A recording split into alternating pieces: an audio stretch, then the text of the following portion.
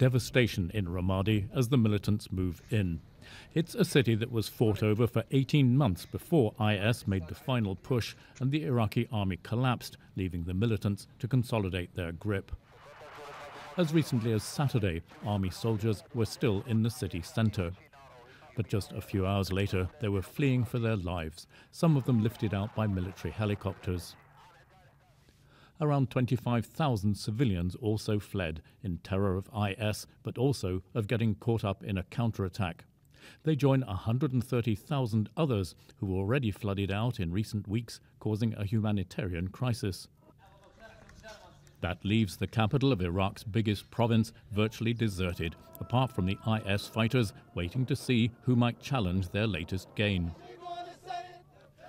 The most likely contenders are the Iranian-backed Shia militia.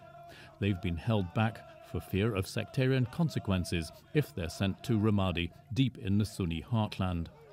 It doesn't mean that over time ISIL is going to take Baghdad or control the country, and I still think over time ISIL will be defeated. But this is fairly bad news, and it also sets back the clock on what we had hoped would be by now a preparation for a counterattack against Mosul, the largest and most important city that ISIL holds. And yet that would now seem to be even further into the future.